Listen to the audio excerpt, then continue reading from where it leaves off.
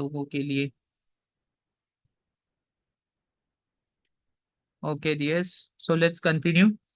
Our today's topic is about difference between gender studies and women's studies, and the second topic is about multidisciplinary nature of gender studies. ठीक है, थोड़ा सा topic को समझा देता हूँ, फिर आगे पढ़ना आसान हो जाएगा। पहला टॉपिक ये है कि जेंडर स्टडीज और वुमेन्स स्टडीज में फर्क क्या है। ठीक है, अगर वुमेन्स स्टडीज है, विमेन्स स्टडीज हैं, तो फिर जेंडर स्टडीज की क्यों जरूरत पेश आई, और अगर जेंडर स्टडीज हैं तो फिर विमेन्स स्टडीज की क्या जरूरत है, दोनों में फर्क क्या है, स्कोप क्या है, वगैरह वगैरह। इसी तरह मल्टी डिसिप्लिनरी नेचर जो है, मल्टी डिसिप्लिनरी है क्या चीज, ठीक है, और जेंडर स्टडीज किस लिहाज से मल्टी डिसिप्लिनरी सब्जेक्ट है, और हम इसको क्यों मल्टी डिसिप्लिनरी कंसिडर करते हैं। ठीक है, तो ये सारी बातें आज के लेक्चर में हम डिस्कस करेंगे। थोड़ा सा पास्ट पेपर के बारे में शुरू में बता दूं ताकि आप लोगों का इंटरेस्ट डेवलप हो कि आज का टॉपिक जो है अहम है पेपर के हवाले से। छोटा टॉपिक है लेकिन अहम बहुत है, क्योंकि पेपर में अक्सर पूछा जाता है कि what is gender studies, differentiate gender studies from women studies. ठीक है, और फिर इसके साथ एक और क्वेश्चन दिया जाता है कि पाकिस्तान में जेंडर स्टडीज की स्टेटस क्या है। ठीक है, तो आज हमने इसको पेपर को जहन में रखते हुए इसको आंसर भी करना है। ठीक है, फिर आखिर में जितने भी क्वेश्चन आप लोगों के हुए तो फिर हम डिस्कस करेंगे। ठीक है, तो जेंडर स्टडीज और वुमेन्स स्टडीज की जब बात कर हम करते हैं, so both are critical fields, very important field, significant within the social sciences, but they differ in scope and focus. तो जाहिर बात है, नाम नाम से देख लें, एक है gender studies, the very name is very suggestive, right. Gender studies, इसका ताल्लुक जेंडर से है। जेंडर जो है वो मर्द का भी है, वो औरत का भी है, वो बॉयज का भी है, गर्ल्स का भी है, वो लेस्बियंस का भी है, वो गेस का भी है, वो ट्रांसजेंडर का भी है, ट्रांस वुमेन का भी है। ठीक है, अच्छा, और वेमेन स्टडीज नाम से ही जाहिर है कि ये सिर्फ और सिर्फ औरतों के बारे में होगा। जेंडर में आप मर्द को भी इंक्लूड कर सकते हैं, लेकिन वेमेन स्टडीज में आप सिर्फ और सिर्फ औरतों के बारे में पढ़ेंगे। तो यही तो डिफरेंट फोकस हो गया और डिफरेंस इन स्कोप हो गया। ठीक है, यहां पर देख लें, while women studies centres on the experience of issue specific to women, gender studies takes a broader approach.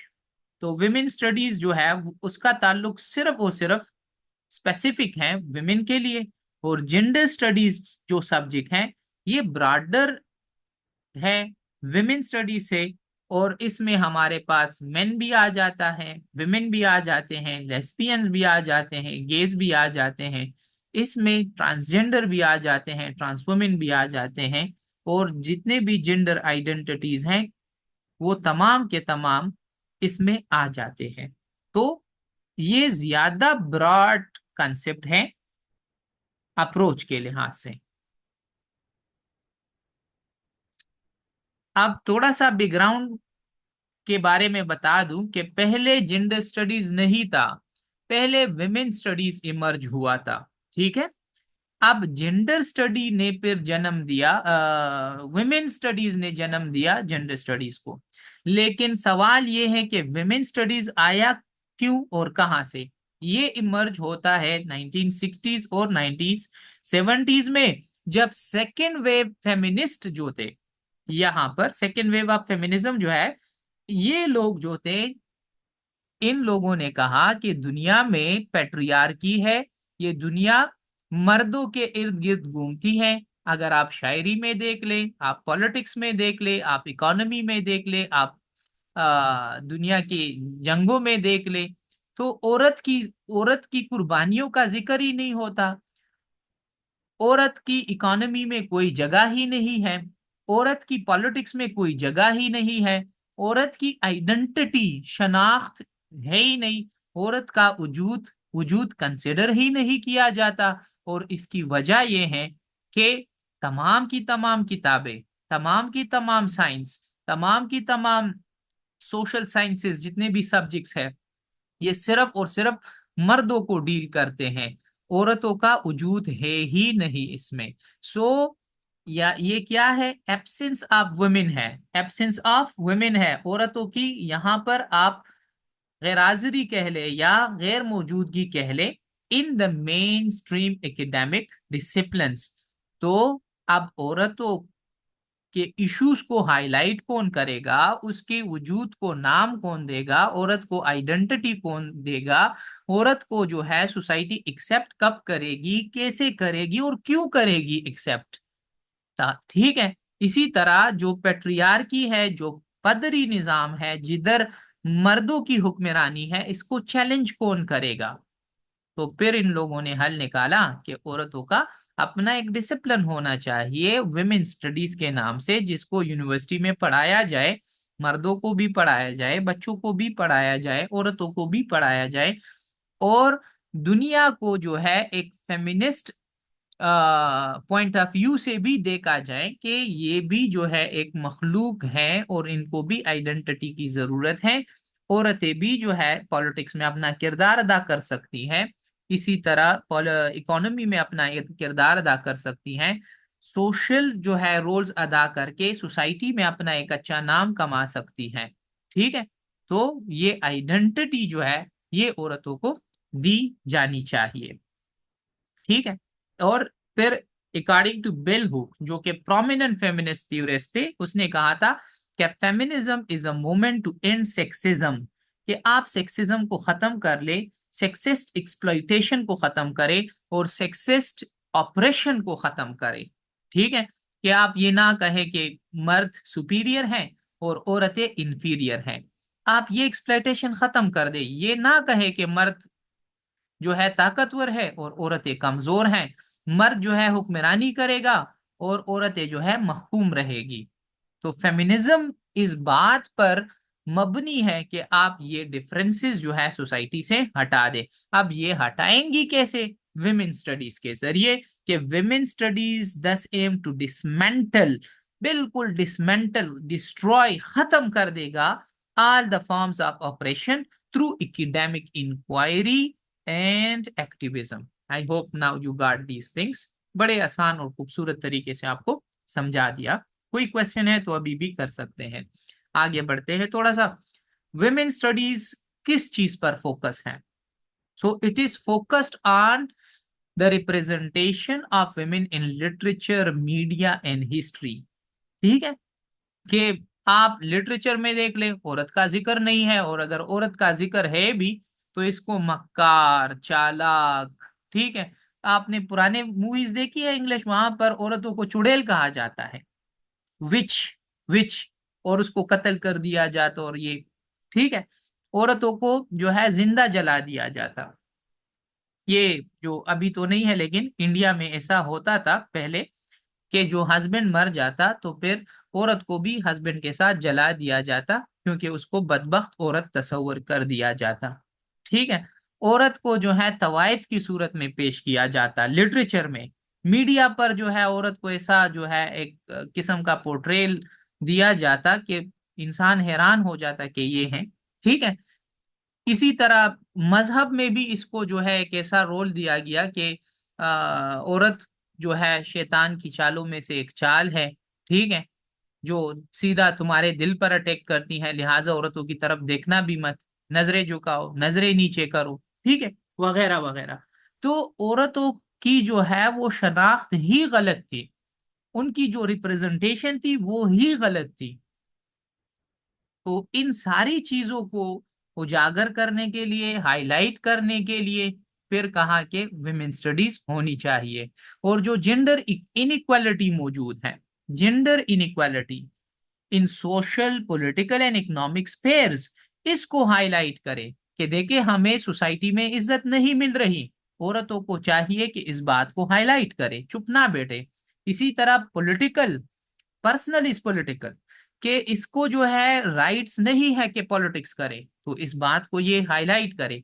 काम करने पर जो है पाबंदियां है कि चार दीवारी में रहे, आप माँ है, आप बहन है, आप पर्दा करे, आप ये करे वो करे, ठीक है, आप महकूम रहे, आप किचन साफ करे, आप वॉशरूम साफ करे, आपका काम ये है कि झाड़ू लगाए घर में।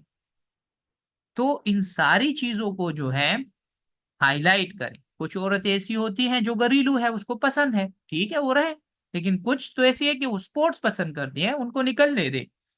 कुछ ऐसी है कि वो जॉब करना पसंद करती हैं, उसको करने दें। कुछ पुलिस ऑफिसर्स बनना चाहती हैं तो जाए, वो काम करे सारे के सारे। कुछ पॉलिटिक्स में जाना चाहती हैं, वो पावर पसंद करती हैं तो जाने दें, ठीक है। कुछ टीचर और डॉक्टर और इंजीनियर बनना चाहती हैं, सोसाइटी में चेंज लाना चाहती हैं तो करने दें। जेंडर इनइक्वालिटी जो है इसको खत्म करे। फिर जो है फेमिनिस्ट थ्योरी पर फोकस करे, एक्टिविज्म पर फोकस करे, with a primary focus on improving the conditions of women globally, के जो औरतों का जो जो जो कंडीशन है, जो हालत है, उसको ग्लोबली जो है प्रमोट किया जाए और उसको फरोग दिया जाए, ताकि ये खत्म हो जाए जो जेंडर इनइक्वालिटी है और जो इनको महकूम या ऑप्रेस रखा गया है। अब बढ़ते हैं कि जेंडर स्टडीज किधर से आया। ये तो मकसद बता दिया कि विमेन स्टडीज का मकसद क्या है। जेंडर स्टडीज फिर जो है वो फिर 1980s में यही फेमिनिस्ट, ठीक है, इसने स्कोप थोड़ा सा विमेन स्टडीज का एक्सपेंड किया कि दुनिया में सिर्फ औरतें नहीं हैं, या जो मसाइल हैं जेंडर इनइक्वालिटी के, ये सिर्फ और सिर्फ इसने औरतों को नुकसान नहीं दिया बल्कि मर्दों को भी दिया। मेंस स्टडीज फिर वजूद में आई, और फिर उसके बाद 1980s में जो लेस्बियन और गेज और कुछ ऐसे हैं कि उसे उसने दावा कर दिया कि मैं न मर्द हूं न औरत हूं, मैं क्वेयर हूं, मैं एक तीसरा कोई मखलूक हूं, अजीब हूं, मुझे पता भी नहीं है कि मैं मर्द हूं या औरत हूँ। क्वेयर थियरिस्ट उसको कहते हैं, क्वेयर थियरी में आप लोगों को पढ़ाऊंगा आगे चलकर, ठीक है। तो फिर जो है इन लोगों ने कहा कि हमारे पास एक ऐसा डिसिप्लिन होना चाहिए, एक ऐसा सब्जेक्ट होना चाहिए जो विमेन्स स्टडीज को भी इंक्लूड करे, मर्दों को भी इंक्लूड करे, लेस्बियन और गेस और ट्रांसजेंडर वगैरह, बाइसेक्सुअल और मोनोसेक्सुअल जो भी हैं, इन सारे के सारे लोगों को इंक्लूड करे और फिर इनके मसाइल को हाईलाइट करे, बात करे, ठीक है। और अब इसका मकसद क्या है? It aim to investigate how societal norms, expectations, power dynamics affect all the genders, men, women, non binary individuals, ठीक है, जो बाइनरी है भी नहीं, जो मर्द और औरत है भी नहीं, तो हमारी सोसाइटी के रूल्स जो है, तवक्कुआत जो है, जो पावर डायनेमिक्स है, किस तरह हमारे जात को इफेक्ट करते हैं। This transition also came with the incorporation of postmodernist and post-structuralist. पोस्टमॉडर्निस्ट और पोस्ट स्ट्रक्चरलिस्ट वो लोग होते हैं जो कि एग्जिस्टिंग आइडियाज को चैलेंज करते हैं। अब एग्जिस्टिंग आइडिया तो यही है कि सोसाइटी में दो चीजें हैं, मर्द हैं या औरतें हैं, दो जेंडर है हमारे पास, एक मर्द हो गया एक औरत हो गया। पोस्ट मॉडर्निस्ट और पोस्ट स्ट्रक्चरलिस्ट आए और उसने कहा कि नहीं जनाब, बाइनरी डिवीजन नहीं है, यहाँ पर नन बाइनरी डिवीजन भी मौजूद है। आप कुछ ऐसे हैं जो न मर्द हैं और न औरतें हैं, कुछ ऐसे हैं कि लेस्बियंस हैं, कुछ ऐसे हैं कि गेज हैं, कुछ ऐसे हैं कि ट्रांसजेंडर हैं, कुछ ऐसे हैं कि बाइसेक्सुअल हैं, कुछ ऐसे हैं कि वो ट्रांस वुमेन हैं। तो कैसे आप सोसाइटी में दो को नॉर्मलाइज करते हैं और बाकियों को जो है पागल समझते हैं? तो पोस्ट मॉडर्निज्म और पोस्ट स्ट्रक्चरलिज्म ने भी इसमें अपना किरदार अदा किया जेंडर स्टडीज को इमर्ज करने में। फिर जूडिथ बटलर, ये खुद भी पोस्ट मॉडर्निस्ट और पोस्ट स्ट्रक्चरलिस्ट राइटर हैं, ठीक है, और इसने बहुत ज्यादा बड़ा काम किया है जेंडर स्टडीज के ऊपर। और ये कहती है कि gender is not something one is but something one does, कि जो हमारा जेंडर है ये ऐसा नहीं है कि जो हम इसके साथ पैदा होते हैं, बल्कि जो हम करते हैं, ठीक है। जैसे एक मूवी है, वहां पर एक मर्द है तो वो मुख्तलिफ रोल करता है, किसी मूवी में वो मर्द आ जाते हैं, किसी में औरतों के कपड़े पहनकर वो औरत बन जाता है और हम उसी के मुताबिक उसको सोचते रहते हैं। इसी तरह कुछ औरतें हैं, ठीक है, कि वो मर्दों की तरह क्रिकेट खेलती हैं, मर्दों की तरह फुटबॉल खेलती हैं, मर्दों की तरह जो है रेसलिंग करती है, ठीक है, तो वो आम औरतों की तरह तो नहीं है। तो जो जेंडर है, जो रोल है, जो आइडेंटिटी है, वो नहीं है जो हम समझते हैं, बल्कि वो है जो हम करते हैं। But it is something one does. इसको परफॉर्मेटिविटी थ्योरी कहते हैं, कि हम जेंडर को परफॉर्म करते रहते हैं, और इसको भी आगे चलकर आप लोगों को पढ़ाऊंगा।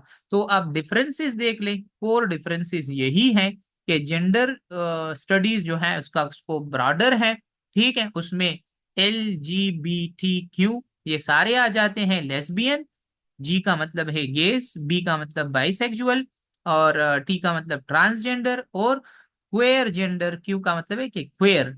तो ये तमाम की तमाम आइडेंटिटीज जो है इसी में आ जाती हैं जेंडर स्टडीज में। और वुमेन स्टडीज में फोकस सिर्फ औरतों पर है। जेंडर स्टडीज में आप इंटरसेक्शनैलिटी को भी पढ़ते हैं, जैसे रेस का इनहिसार डिपेंड हो गया। इसी तरह हमारे ऊपर जो है इम्पैक्ट आता है क्लास का भी, सेक्सुअलिटी का भी, एबिलिटी का भी, ठीक है। तो इसमें हम ये भी पढ़ते हैं। और अप्रोच अगर देखा जाए तो women studies draws from feminist perspectives that focus on achieving gender equality by advocating for women's rights. तो यहाँ पर सिर्फ विमेन राइट्स की बात होती है, और जेंडर स्टडीज में तमाम लोगों की राइट्स की बात होती है, ठीक है। अच्छा, दूसरा जो छोटा टॉपिक है हमारे पास वो है multi disciplinary nature of studies. के जेंडर स्टडीज तो अब बन गया, ये निकला है विमेन स्टडीज से, और विमेन स्टडीज से ये ज्यादा ब्रॉडर अप्रोच अपनाता है। अब इसको इसका जो है बैकग्राउंड एवोल्यूशन आप लोगों को डिटेल से पढ़ा भी दिया। अब सवाल ये है कि मल्टी डिसिप्लिनरी का मतलब ये है कि ये बाकी सब्जेक्ट में इंटीग्रेट हो चुका है। आप जेंडर इश्यूज को सोशियोलॉजी में भी पढ़ते हैं, साइकोलॉजी में भी पढ़ते हैं, पॉलिटिकल साइंस में भी पढ़ते हैं, इकोनॉमिक्स में भी पढ़ते हैं, लिटरेचर एंड मीडिया स्टडीज में भी पढ़ते हैं, एंथ्रोपोलॉजी में भी पढ़ते हैं।